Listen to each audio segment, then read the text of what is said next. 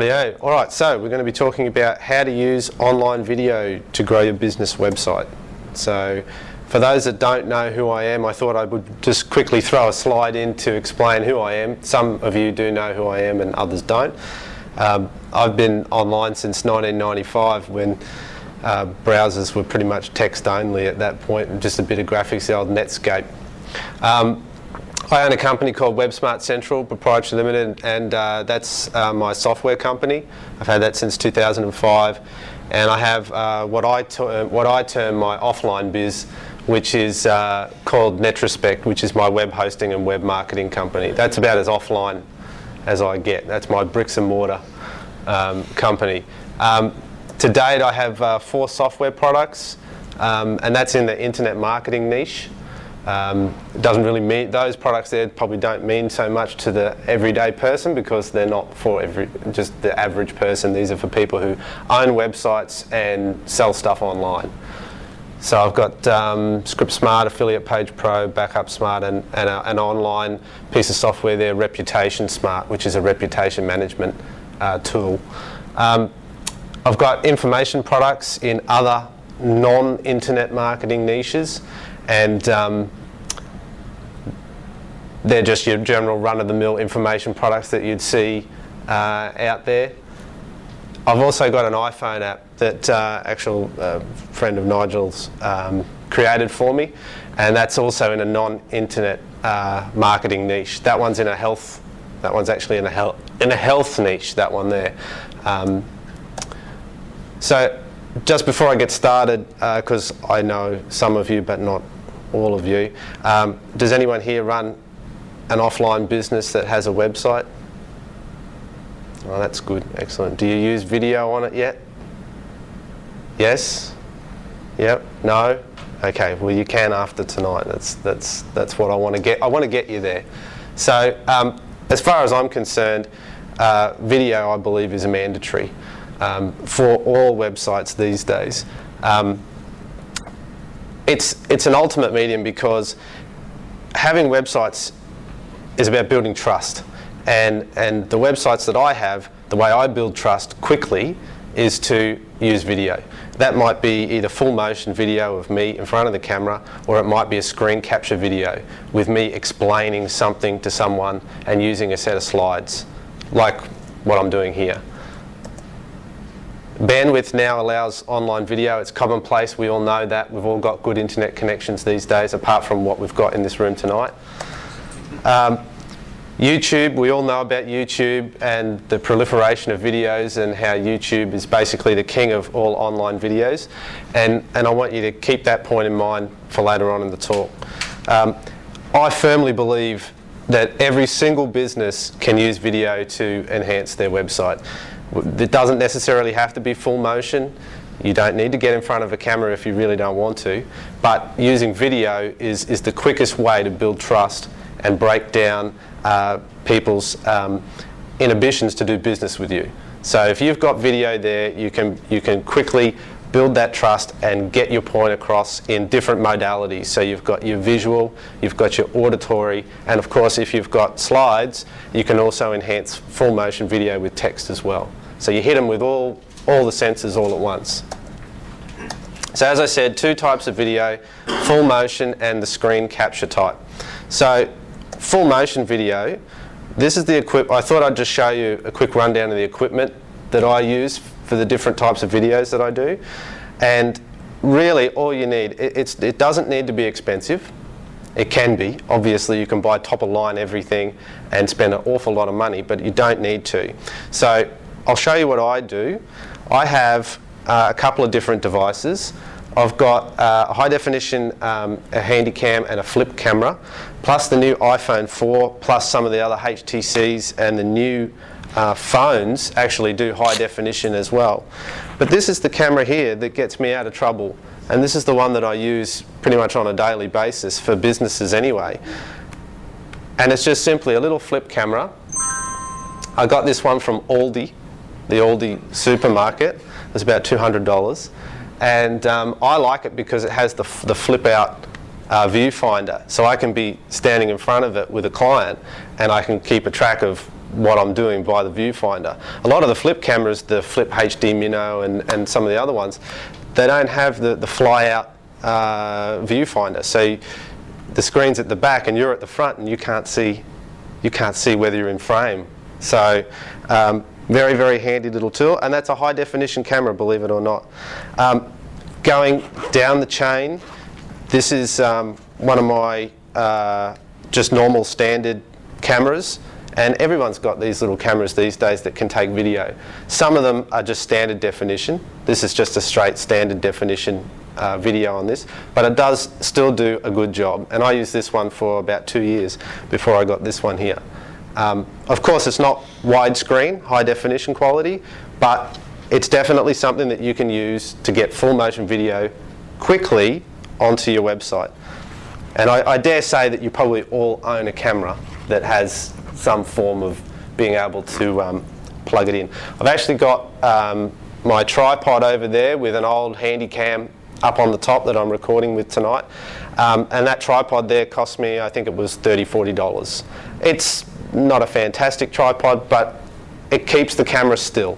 And that's essentially what you want. If you want a tripod that needs to pan around, move around, go a bit more upper class with the tripod and get one around 100, 150 because it's got a smoother rotation on it. But if you just want to keep something still, just a simple one of those is all you need. I've also got one of these little things, which is just a little mini tripod, and I've actually mounted cameras on my dash just with one of these in the car. It's amazing how this will get you out of trouble, and you can just screw it to the bottom of your camera. Most cameras will come with a little section where you can just screw it straight on, and you've got an instant little tripod. It's amazing. You just align it to where you want it, and you got it. Of course, if you need to get it up high, then you need an actual tripod. But these are the tools I thought I'd show you. So we've spoken about that. You can actually get a monopod, which is just a one-legged stand, and that way you can actually hold it out. And a lot of the monopods have a horizontal stick, so you can actually hold the camera out, and it's stationary. This is for you to be full motion. You might be out on a location somewhere, but you just want the camera. You don't have a helper, but you just need a monopod with a little shaft on it that you can hold it. It's steady, it's sitting at the right height, and you're not standing there with your arm out like this trying to film yourself. So that's what a monopod's for. The video software that I use is Sony Vegas. I don't use any other. I'm just familiar with that software. It's actually quite cheap. I think it's around $100 to $200. It's been ages since I bought my copy, so I don't even know what the price is. But Windows Movie Maker is the alternative that comes with most Windows machines, and of course Mac probably has an equivalent. Is iMovie? Yeah. Something like that? Microphone. I skipped that. So I'm actually using a lapel mic here at the moment, which is clipped onto my shirt, which is actually going down into a little recording device. This is a Sony. It's a MP3. It's a recorder, and the reason why this one here is actually quite expensive. I think this one here was about $200, but it is the best on the market for recording quality, and you can always get away with a bit of a dodgy vision, but your audio has to be crisp and clear, because people will forgive a little bit of visual, but if your audio is good, that makes a world of difference.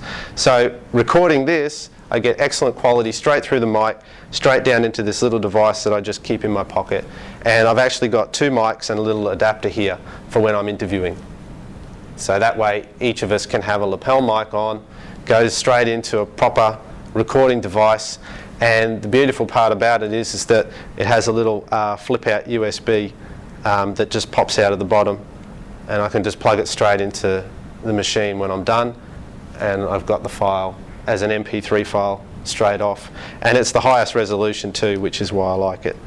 So another way of doing it is the old headset. This is a USB headset. You can see the USB there. This one is quite old now, but it still actually does a good job. I don't actually use this one anymore because I have a much better recording microphone, a USB one. In fact, Nigel has the same one as what I do. It's a Rode Podcaster, and it's quite an expensive microphone. It runs about $450. So you want to work your way up to something like that, but you also want to be able to use it. And I use mine on a daily basis, so I get good value out of the money that I spent. The other alternative to using full motion is screen capture. So we've all seen with full motion, you know what full motion is. Well, screen capture is basically, I wonder if I can show, does everyone know what screen capture videos are? Yeah, okay, great. So I don't need to show you what they are. So the equipment I use for this is, I use Camtasia, because I'm running a Windows machine here. And on a Mac it would be ScreenFlow, which is a comparative piece of software. And once again, I use my Rode Podcaster, or you could just use the USB headset. Because they're not seeing your face, audio quality is paramount, because it's just slides and the voice. So you want to make sure that you've got your USB headset. You pretty much can't buy the old analog style microphones, the old desk microphones that you used to have. You just can't get those anymore. I don't recommend that you get those. And that's all you need for screen capture videos. You just need the software to record the screen and a good microphone. That's it. So screen capture has a lower point of entry, obviously, to getting you into doing video, and it is quite easy to do. And you don't have to show your face, and you can record it as many times as you like, just like the other video. It's just easier when it's not you in front of the video. So here's what I do to show the video. There's a couple of different methods. You can use YouTube, and I recommend that you do use YouTube, and I'll explain why. But what you want to do is create an account in your own business name, not your own personal name. You want an account on YouTube in your business name. So in my case, I'll just go and sign in. I have several accounts, and all my clients have their accounts, and they're all under their own business names. Because as you can see, I'm signing in as my name, but I've actually got my YouTube channel to be my business name. So once this loads up, I'll show you what that is. And I also use this other method as well, is with your own hosting. So once you actually record the video, you've got to put it on the internet somewhere. Whether you put it on YouTube, or whether you put it on your own hosting account, or Amazon S3, which is another hosting platform, another file hosting platform. It doesn't matter where you put it, you've got to put it somewhere.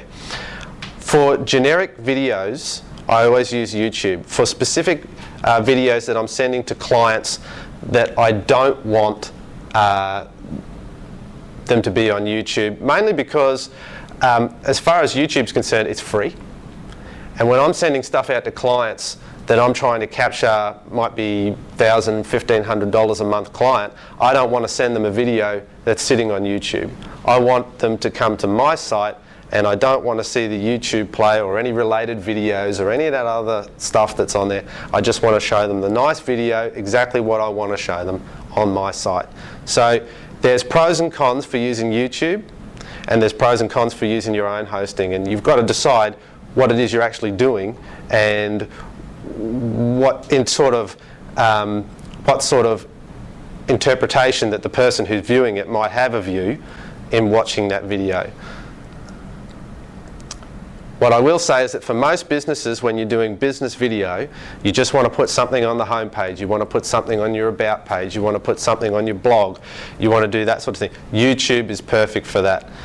If you are a small business, say anywhere from 1 to 10 staff, then using YouTube is very, very acceptable. As far as if you're a larger company, then you've obviously got some more infrastructure, you can host it on your own systems. The benefit of putting it on YouTube for a smaller business is that you actually get the search traffic. You actually get traffic coming from YouTube from people who have searched for, it might be the particular term that you have associated with your video. So I've got a client and they're a dentist, and their terms that they use is Brisbane dentist, and people actually, for whatever reason, I don't know why, they actually type in Brisbane dentist in YouTube, and I don't know why they would do that. Whether it is the competitive dentists in their region doing it, I don't know, but it's surprising to see. It's not necessarily into YouTube, it could be into Google search that shows a video for That's right. That's right. Everything that you do with YouTube, because of course Google owns YouTube, you inherently get the flow-on effect from that. As you saw, you could type in a search and then you'll see halfway down the page a couple of videos. Sometimes they even put them at the top. It just depends where they sit, and they might be coming in from Metacafe or Blip or YouTube. They'll just bring in those search results. So if you're definitely putting your videos out there, whether it be on YouTube or Blip or any of those other video sharing sites, then you're getting the value of being able to be found in the search engines. If you're just sticking them on your own hosting, they're not out there. They're just on your own box, serving your own purposes, and which is what I do, but I also use YouTube for all of my external videos. Specific jobs for specific tasks. YouTube is easy, of course, because it has the inbuilt player that you're all probably familiar with if you've watched a YouTube video, whether on YouTube or whether on somebody else's site. They have a standardized player, and it's very simple. Once you upload the video to YouTube, you can simply click embed, and they give you the code, and you just stick it straight onto your website. You don't even have to think about it. And then when you load your page up, boom, there it is, the video's right there. If you host on your own account, you're responsible, obviously, for getting a player that can actually play that video. So what I want to do is we'll do a little demo here in a minute. But when you create a video, you're actually creating a video file. I like to create MP4 videos, which play on Apple and iPhones and pretty much everywhere these days. MP4 has sort of become the rudimentary standard for videos online. So I always create MP4 files, but it's just a file. No one can actually see it on a web page in a little player unless you load up a little player and it goes and plays that file. And that's essentially what YouTube does. It has a little player and it plays the file. So your job as someone who wants to put video on the internet, you need to create a video file, upload it to one of these video sharing sites, and I recommend YouTube because it's the biggest, and then it will provide for you a player that you can just put straight onto your website. So I thought what we would do is workshop a quick video. So what I want to do is, I'll just show you now, we'll capture a video in high definition just with my little camera, just a few seconds. Then I'll port it into Sony Vegas, which is the software that I use to create the video. Then we'll export that video, we'll create that video file, and I did want to upload it to YouTube, but we have a bit of a flaky, slow internet connection, so I don't know how far we're going to get with that. So let's just do that now. So I can simply record with this.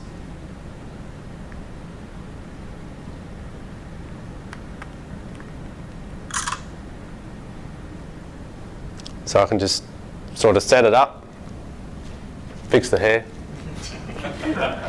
Hey, it's going on the internet. Hi folks, Aaron here from Netrospect. I just thought I'd record a quick video. I'm actually in a workshop here with a bunch of people for a meetup, and I'm explaining to them how to create video and get it onto the internet. So I'll just show you everyone here in the room so you know I'm not lying. Hello everyone, sorry you're all going to be on the internet. And we'll just get this straight onto the internet, and yeah, that's it. See you later. That's all you have to do. And then this lovely camera actually comes with a hookup cable, which is a USB. Can you blank my face out so my wife doesn't see who I'm with? I'll show you how to do that. My hand was full. Do you want a facelift or some extra hair maybe? Yeah? Yeah? I'll show you how to do that. Okay.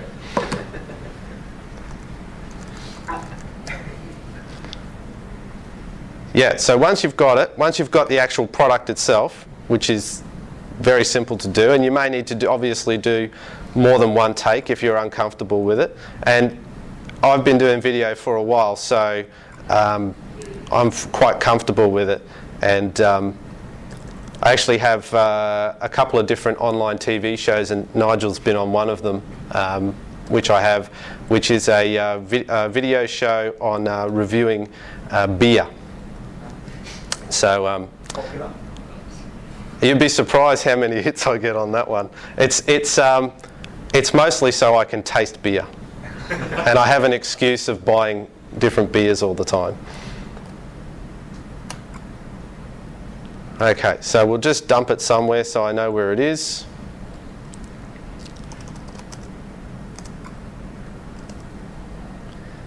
So as you can see, I'm just copying the file off the camera, and it's an AVI file, which is just another format of video, and it's 20 megabytes. So that 30 seconds was 20 megabytes. So when you do video, it can definitely add up quickly.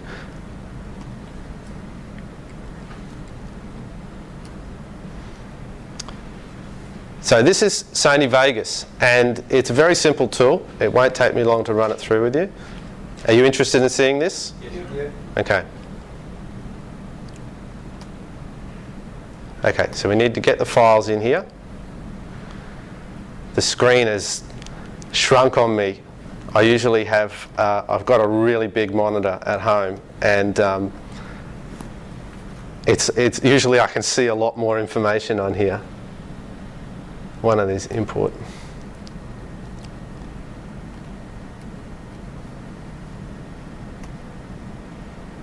Demo.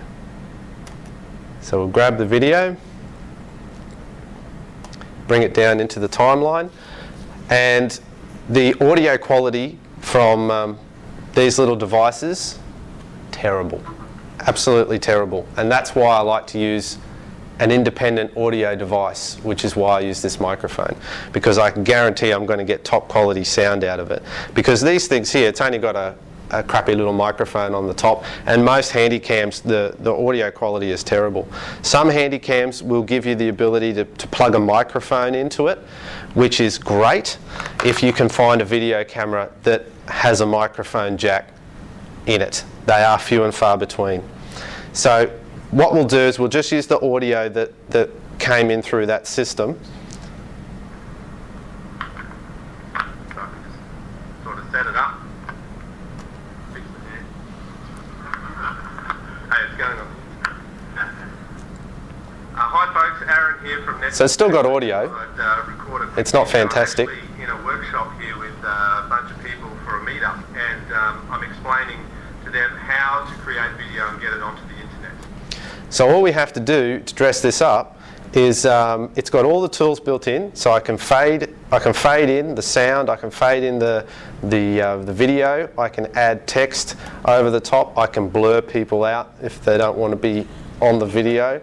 We're not going to get this one up anyway because the internet's probably too slow.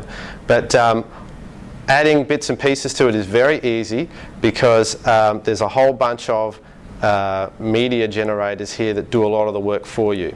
So you can do swipes like in Star Wars. You might, I don't know if you watch Star Wars, but they swipe black across the screen and do all different sorts of fades. You can really knock your socks off with doing different stuff. I have a green screen in my office, and as far as green screening goes, this software has the ability to scrub out the green behind you. You might be familiar with the weather presenters, how they stand in front of a green or a blue screen, and then of course superimposed behind them is something completely, totally different other than the green screen. So adding in text is very, very simple.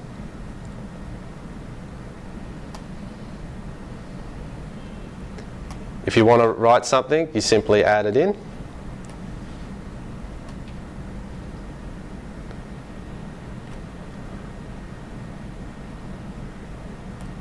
I'm not used to this screen. Sorry folks. The screen's too small for me.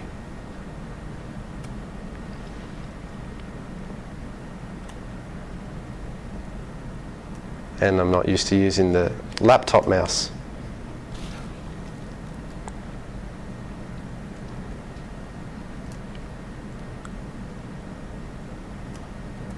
Anyway, won't worry about text.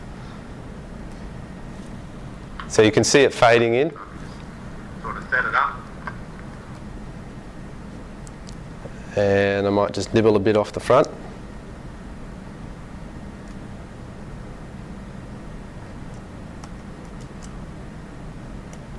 And then when I'm happy with my video, that I've done all the edits that I want to do to it, then I can simply export it. And I can render it as internet high definition. See, it does all the work for you. I don't even need to really think about the settings. I like to fine tune my settings a little bit, but you don't have to. What will be the minimum spec? Okay, well, what this records in is, good question. What this records in is 1280 by 720. I'm just going to export this. I'll show you what the settings are. So we have 1280 by 720, which is the size of the video, and that'll get you a high definition. If it's anything less than that, then it's not high definition. So we're frame rate, because we're a PAL system and not an NTSC system, which is a US-based system, because we're PAL, which is an Australian, European type system, we're at 30 frames per second. So I'm going to just change that. Sorry, 25 frames per second, got mixed up. 30 frames is NTSC and 25 for PAL. Pretty much, the only thing I would change here is the audio. So 1280 by 720 for video. Get your frame rate right, whatever it was taken with the camera. And then the audio, I would always make sure it's at 128 kilobits per second, which is MP3 highest quality audio. So I'm going to save that. And that will create a wrapped up, what's called an MP4 video file with all of the fine tuning that I could have done in here. So I can add audio tracks. I can do audio fade-ins, fade-outs at the ends. I can do text overlays across the top. I can do the green screening. I can do anything in here. And then once you've done all this editing work, just like a Word document, you render it and it creates that finished file. So your original AVI, which is your raw file, is now totally different at the end of it, and it's the finished product. So what I like to do with generic type videos is I might put my website across the bottom here, so that it's a watermark of my website always across the bottom for the duration of that whole video. It just depends what I'm using the video for. For clients, what I like to do is I'll take their logo and I'll watermark their logo, and their little logo will sit down in the bottom right of the video. You may have seen YouTube logos down in the bottom right of videos. That's the watermarking that I'm talking about. So we're trying to brand the business videos to be theirs, so that nobody else can come along and say, oh, I'll take that and I'll throw it over there. Well, yeah, go for it.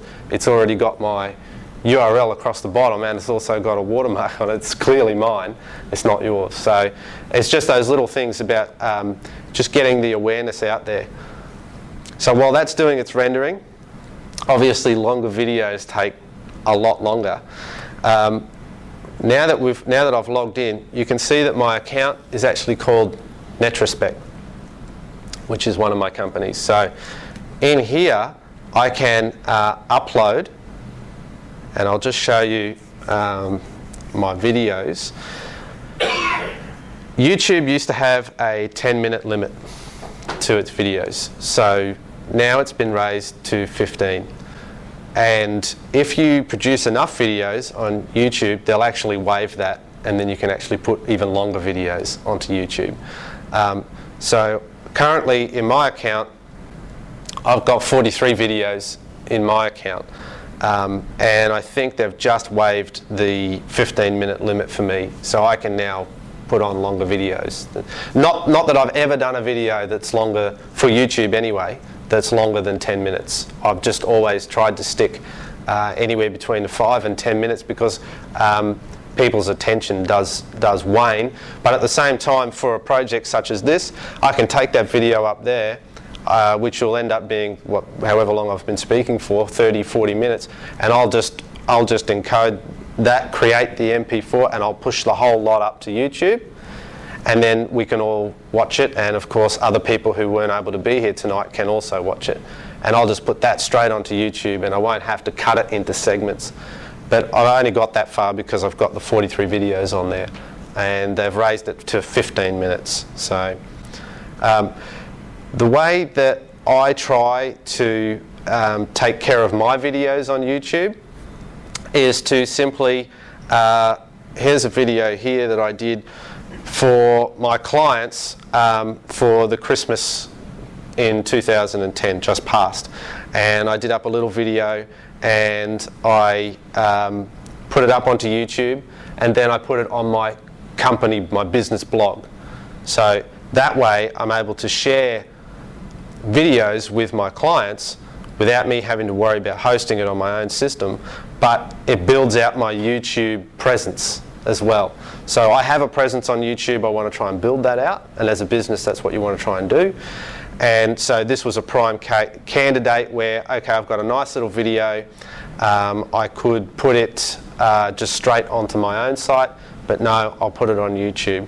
But as you can see down here in the description, I've actually put my URL to my website, and it's the first thing that I have in my description.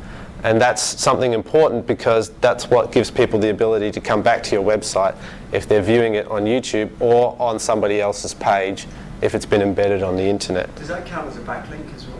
Yes. I think recently they started not following it. Well, I've got the, Real bummer. well, it doesn't matter. It really doesn't make any It difference. doesn't matter for discovery, but it doesn't give you any images. I really don't care about no follow or follow. I mean, if you put good stuff out there, people are going to use it, and that's my take on it. I get, I've got quite a lot of backlinks to my website, and I've never really asked for them, and I haven't gone out there and done it. I just put good quality content out there, and people will just take it and put it on their own system. Whether they do follow or not, it doesn't really matter. I've actually got the little Firefox plugin here that I can see if it's a do follow or not, and the YouTube one there is still follow on my account. What's that plugin called? No idea. It's one of these things down here. So that's an attachment to like send SEO and the file. It's an SEO plugin. Yes. SEO Quake. There you go. That's it there. And so what it'll do is it'll show you different stats. But as you can see, I'm not even going to bother trying to upload that video because I can't even bring up my own website. The internet is so sluggish. It's probably because it's all going to downloading this video. How about Tubemogul if it's mass uploaded to separate sites, because Vimeo's getting really big now? I use Tubemogul. Yeah. Yep. Is there a duplicate content issue there? I've never found one. Okay. No. As I mentioned before with my beer video blog, I use Tubemogul, which is it's a free service, and what it does is you can, instead of uploading your video to YouTube, you can upload it to Tubemogul, and they will spread it around to several video sites, so that you actually get more bang for your buck, even though you didn't pay for it. But it's a service whereby it spreads your video around to other video sharing websites: YouTube, Vimeo, Blip, Reva. There's probably a heap of others that I've forgotten. Whose account? Your own accounts. You create accounts on all the individual sites, and it's purely there for you to upload it, and then it distributes them to your other accounts. Oh, here we go. It's actually loaded. So I got my daughter to sing a song, just a Christmas song, and then Was that animation? It was. That was an animated video. And did you do that animation with these tools here? No, that was used with another third-party tool called Animoto. So if you want to take a note of that, that's also a good tool, Animoto. And Are you uploading the video to someone that we can see? yes, if this actually comes off that old camera, then yes, the answer to that is yeah. And I could probably throw it in my slides as well, and we'll put the slides up on the Meetup. Can we do that? Yeah. Okay, so. Just do me a favour, I want to take a picture of you doing the video so I can put that on the Meetups as well. You serious? Yeah. Alright, there you go. So we can fake it out, we can all pretend that he was actually doing it at the time. You done? Yep. Thank you. Okay. Right, so we've workshopped the video, we've got the video in there, we have created the file. Oh yeah, it's probably finished by now.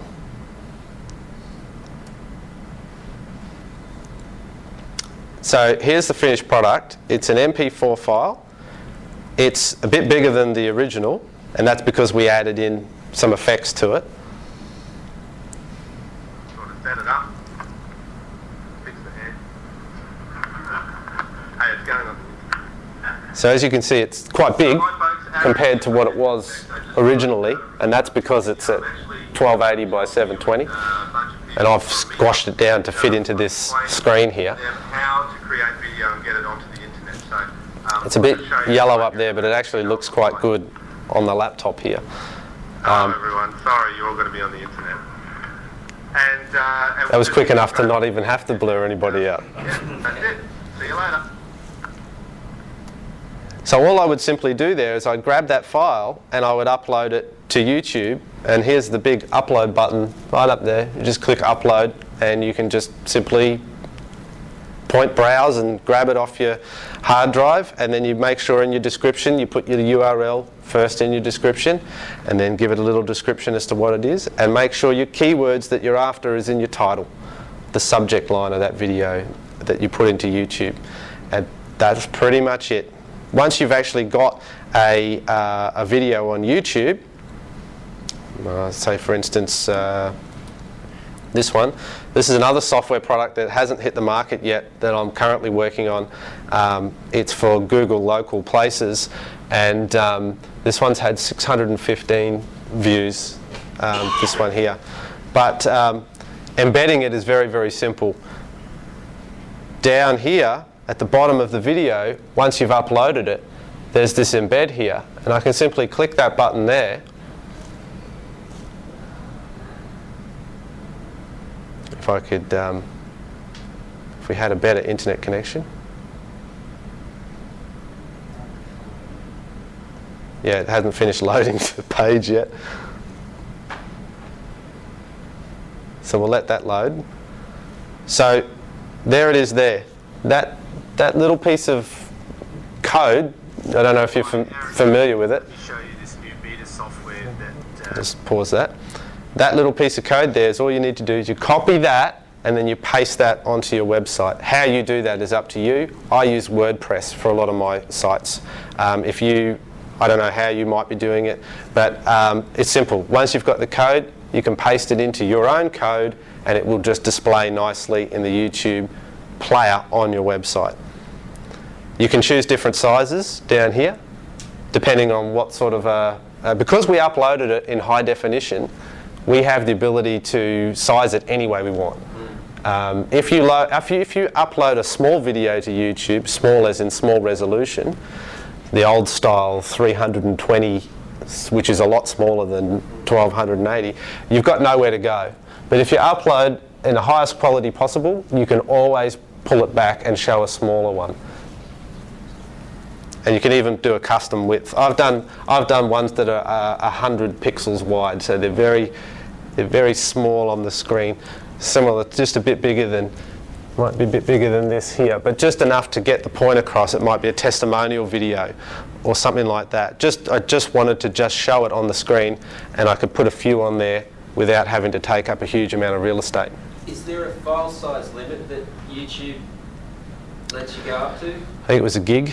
Okay. But that's probably changed now that they've adjusted it to 15 minutes. They'll have to increase So that. with HD, I'm better off not trying to reduce the file size and upload it as quality. Yeah, most of my beer videos are anywhere between 5 and 10 minutes, and they might be 400 megs. And so I'll just throw 400 megabytes upload. Takes a little while. But you've got to have most people have a cable internet or DSL at home, where they're able, or most businesses anyway, have a decent internet connection, and they should be able to easily handle it. Don't be afraid, and don't try and cut corners with size either. Does YouTube automatically compress the file? Or? Yeah, they've got all the encoding mechanisms in there where they'll take whatever you give it, and they'll try and get it into their own format that they want. And MP4, they like that the best because I like it the best mostly because it's cross-platform. I can use my MP4s and I can put it on iTunes, and it'll come down into phones. You've obviously got to size it appropriately, but that's a discussion for another day, is to get stuff into iTunes. As far as PAL for NTSC, I recently uploaded my video software again, Video Studio, and had the option to upload it for NTSC. Is that... I wouldn't worry too much about it. Better off doing it in PAL for the PAL equipment? Honestly, for the 5 frames a second, you just look at the output. And if the output is crap, then do it in whatever makes it good. That's my take on it. So don't get caught up in it. Sorry, if you're using Tubemogul, they automatically change it into every different time best for the place that they're uploading it. So they'll change it to the YouTube to give it the best. Yeah. The reason using B4 is because the quality is the highest. But it which only you're makes a going to difference if you 286. watch it on a television. Yeah. Mm. The stuff I'm talking about here is online. Yeah, exactly. It's just online only. Computer, it makes no difference. So here, if you want to connect with me, here it is here. We'll get these up onto the Meetup. Yeah. Just a quick point on access control. You mentioned that you might want to share videos with clients and not have everybody have access to it. There are 2 ways to limit. You can show the upload, but there are ways to limit access. Either making it private and allowing only certain users to access it, Yeah. or now there's a new mode called Unlisted. And then the video doesn't actually get searches, and it doesn't get the benefit of the extra traffic, but you can give the link to... I agree, and that'll take you so far. But if you're after a really good impression on a business, if you're trying to land other business, I recommend that you don't use a free service. So even though YouTube now has this ability where you can invite someone to look at a video and it's private and all the rest of it, you've still got to pick where you put your videos for the task that they're actually being used for. That's my take on it anyway. The reason I mention it is twofold. First, that's how I share movies with family. I don't want them to be on the internet, but I still want to share, and the impression really, is whatever they think of my kids, they already think that. Yeah, well that's fine. But the other thing is, because it's so easy to embed in with WordPress and other content management, it's just a copy and paste. You can disable related movies. Yep. You can sort of trim it down to where it looks like it's on your site. You can, and that's what I do for the majority of stuff that I do. But when you really want to make a good impression on someone, don't use YouTube. No, I'm talking business here. This is about business. Personal, YouTube all the way. Business-wise, I think if you really want to come across professional, then in some cases you wouldn't use YouTube. All right. Yeah, well, let's field some questions. We can do questions. Do you recommend that the business has the video playing as soon as people go to the website? Yeah. Look, I'm not a fan of autoplay. I think having a video on the homepage is paramount. People, if they want to watch it, they'll click one button, which is just play. Everyone's conditioned into clicking play. Everyone knows what the little triangle symbol means. Everyone knows what it is these days. If they're interested in it, they'll click play. Why is that? Why would they click play? No, why don't you like it? Why don't I like it? Basically, it's a community. Most people, if they see, if your website starts up straight away and starts playing something, they'll close it straight away. If you force a video at them, Okay. using their bandwidth without us their permission. And if there's any sound Especially coming- if they come there the second time. That's the main reason there. That's why I don't recommend it, because all of my clients and my site, people continually come back to. That's what I want them to keep coming back to. I don't want to annoy them with, they've watched the video once, they don't need to watch it again. So if they're interested, they'll click play. If not, it's just there, that's it. So do you think you should have some directions there for them to? Like, You can definitely point people to it and say, click play to watch this. Definitely drive people, drive their eyes to the video, get it up into the top of the fold, which is above the first part of the screen that you see. You can do all sorts of little things to guide people to it, but I definitely don't. I'm not a believer on autoplay. Same for the Facebook landing page, you think too? Facebook landing page, having autoplay on that, yeah, I just wouldn't do it. Yeah, but test it. If you can track it, test it. It's just that you've got very, very, very small window of opportunity to grab people. You do, but if they're not interested and you haven't grabbed them with whatever you've put in front of them, then you might need to change the page, or, like I said, test it if you can. The paid-for sites, the hosting sites, which ones are they? Okay, well I use my own accounts, but I also use Amazon S3. That's paid. Amazon S3 is a hosting platform that Amazon has. Because they have so many servers around the world, they've opened up their hosting platform, and it is dirt cheap, and it's very robust.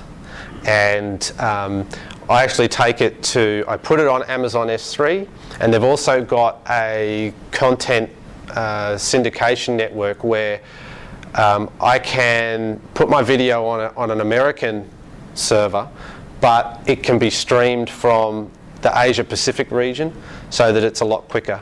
But that's an extra thing on top of just the standard S3 hosting. So what I do is I use, and I'll just flick back, I use either my own hosting with a player called Flow Player, which is a free player, and that's what you click on. That's the little triangle that you click on. It's called Flow Player. And I use Amazon S3. And the Flow Player is just that container that plays that video. With the Flow Player through WordPress, then you'd have to worry about file size upload, wouldn't you? Still No. 400 megabytes, and If you want, yeah. how are people going to go with lower, quality broadband? Or Yeah. they're going to be fine with it? Yeah, well, that's the thing. You're uploading it in 128 by 70, this big up here, right?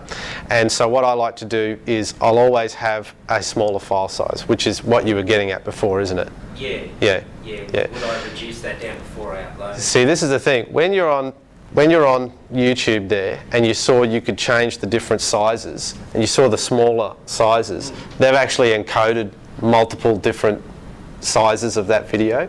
So what they've done is they've created a cut down version of it. I do that manually when I go and put it on iTunes. Obviously, someone on an iPhone doesn't want to download 400 megabytes, might turn into 25 megabytes, but it's not 1280, it's then 480 or 320. So that's those different file sizes. But when you're dealing with actually using the Flow Player, I hear what you're talking about. And I won't put anything up that's more than 100 megs for that purpose alone, because it is too big. It is too big. But you've just got to pick what you're trying to do with the video, essentially. Yes. Yeah. Aaron, if you are considering the high-end professional for business purposes type scenario that you described earlier, and you don't have your own hosting capability and you have to go out in the marketplace and buy custom video hosting, what sort of price can you expect to pay? Well, it depends. Yeah, well, it depends what it is you're actually trying to do. So the way I do it is this is basically what you're talking about here. Is you've got your website or your company's website or the business that you're dealing with, their website. You either get them an Amazon S3 account or you have your own. You host the files on that service. That is your video file hosting service, Amazon S3. What you charge to your clients is up to you. The video itself will sit up on YouTube. If you upload 50 megabytes up onto, not YouTube, up onto Amazon S3, it's only going to cost you probably 2 cents to upload it, and it's 15 cents per gigabyte of traffic that is downloaded. So it's a pittance.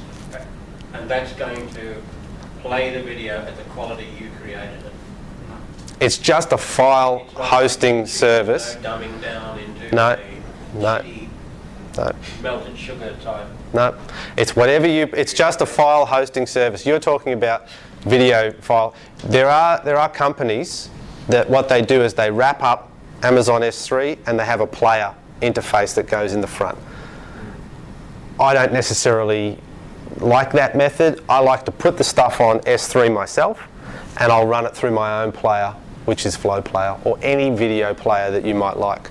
For sales letters, which I've got, where I don't necessarily want people to slide the video forward by 40 minutes till the end of the presentation, all I've got is just a player that just has a pause and a play on it. So that's a different player. It's just a different player. The file is the same. It's up on Amazon S3. It's all the same. But then it's just this different player that sits on the internet. So Flow Player has the ability to toggle the bits and pieces that you want on it. Do you want the bar down the bottom to slide it? Do you want pause, play, autoplay? Do you want any of that sort of stuff? You've got the ability with Flow Player to modify how it looks. So the browser downloads the Flow Player. The Flow Player is from S3. Yeah. So the Flow Player is just a container, and then the video is streamed over from Amazon S3 through that container onto the screen.